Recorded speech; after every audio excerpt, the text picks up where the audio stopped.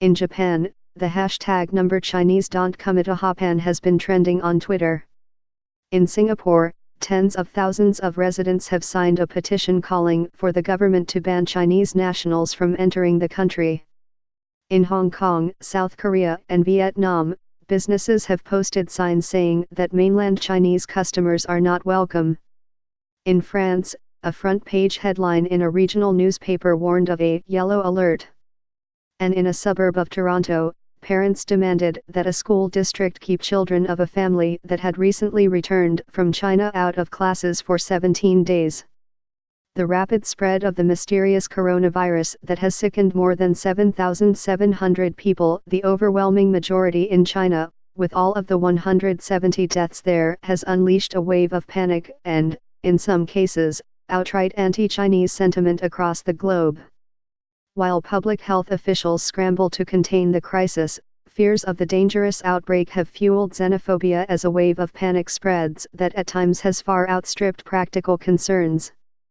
At a time when China's rise as a global economic and military power has unsettled its neighbors in Asia as well as its rivals in the West, the coronavirus is feeding into latent bigotry against the people of mainland China.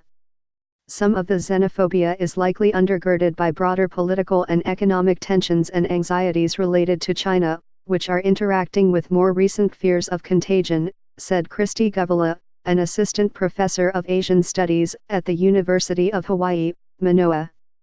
Some of the response to the outbreak can be seen as a rational calculation based on the risk of infection. Airlines are canceling flights to Wuhan, the center of the epidemic, and other Chinese cities, and conference organizers are asking Chinese delegations not to attend. Countries like Malaysia, the Philippines, Russia, and Vietnam have temporarily stopped issuing certain classes of visas to travelers from Hubei province, where Wuhan is situated, or China altogether. I think it is time to put a temporary "do not enter" sign on our doorstep for visitors from China, said Ralph Recto, a lawmaker in the Philippines. Bangkok residents are avoiding malls that are particularly popular with Chinese tourists. A plastic surgery office in the wealthy Gangnam neighborhood of Seoul has instructed employees that they can see Chinese customers only if they can prove that they have been in South Korea for 14 days or more, the potential period that the virus can lie dormant. At a sushi restaurant in the neighborhood that once housed the Tsukiji Fish Market in Tokyo, where about 90% of the customers are Chinese, Yako Swanaga, 70, a server, said she understood why some stores might want to reject visitors from China. I don't think this fear comes from discrimination, Ms. Swanaga said, but from the true fear that humans have of getting infected with a virus that may lead to death. Ms. Swanaga said that her restaurant would continue to welcome all customers, but that workers would wear masks. It is not always easy to discern the boundary between understandable fear and unmistakable discrimination. But some protective measures have effectively amounted to racial or ethnic profiling. At Bread Box, a banh mi restaurant in central Hoi An, a popular tourist outpost in Vietnam, the owners posted a makeshift sign outside their storefront this month reading, "We can't service for Chinese, sorry." Up the coast, the Da Nang Riverside Hotel announced on Saturday that it would not accept any Chinese guests because of the virus.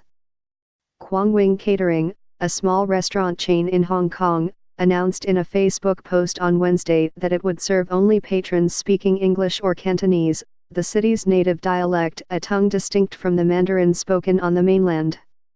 The business has been a vocal supporter of the Hong Kong democracy movement that has risen up in defiance of Beijing. Public health experts said they understood some of the impulses. In a sense, it's a natural reaction to try to distance yourself from a potential cause of illness, particularly when there's no known cure, said Karen Eggleston, director of the Asia Health Policy Program at the Shorenstein Asia Pacific Research Center at Stanford University. But examples in both mass and social media have clearly crossed a line. In Australia, the Herald Sun, a Murdoch-owned newspaper, published the words "China virus pandemonium" over an image of a red mask. More than 46,000 people from the resident Chinese community in Australia signed a petition that called the headline "Unacceptable Race Discrimination." Le Courrier Picard, a regional newspaper in northern France, caused outrage with its "Yellow Alert" headline this month. The newspaper later apologized. On Twitter in Japan, where there has long been unease about the conduct of Chinese tourists, commenters have labeled them dirty and insensitive and have called them bioterrorists. Disinformation is also running high. A much-viewed YouTube video in South Korea claims that a biochemical weapons facility in China leaked the coronavirus, a theory that has gained currency in other corners of the globe.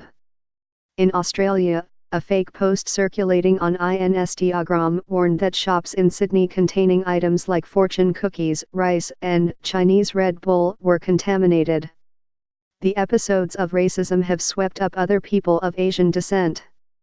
In France, one Vietnamese woman told the newspaper Le Monde that she was insulted by a car driver who shouted, "Keep your virus, dirty Chinese," and "You are not welcome in France," as he sped away through a puddle, splashing her. In Australia, Andy Miao, 24, an ethnic Chinese Australian who returned this month from a trip to China, said that riders on public transport gave him odd looks if he was not wearing a face mask. "It makes people like me who are very, very Australian feel like outsiders," Mr. Miao said. "It's definitely invoking a lot of past racial stereotypes." The Chinese and Asians in general were subjected to similar xenophobic reactions during the SARS epidemic of 2003.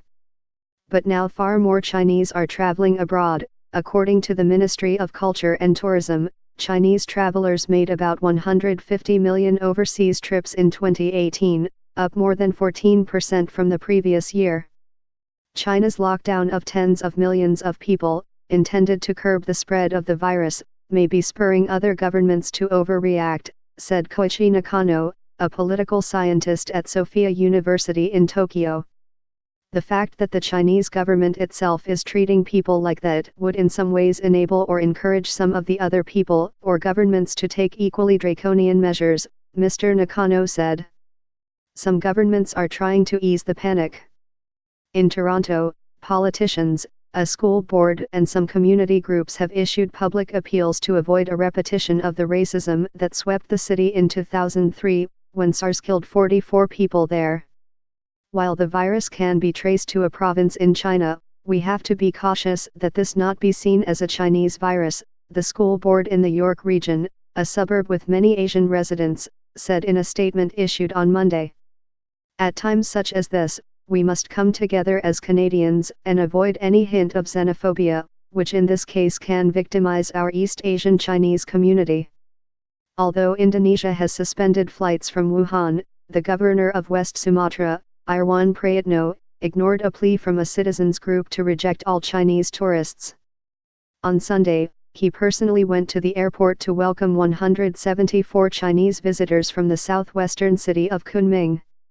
In the Ginza shopping district of Tokyo, which is often thronged with Chinese tourists, Michiko Kubota, who runs a clothing boutique, said she hoped that the Japanese government might do more to help China, such as by sending masks or other medical supplies. Japan and China may be critical of each other sometimes, but the kindness is mutual, Ms. Kubota said. "I hope we could do more to help eradicate fear in China as well."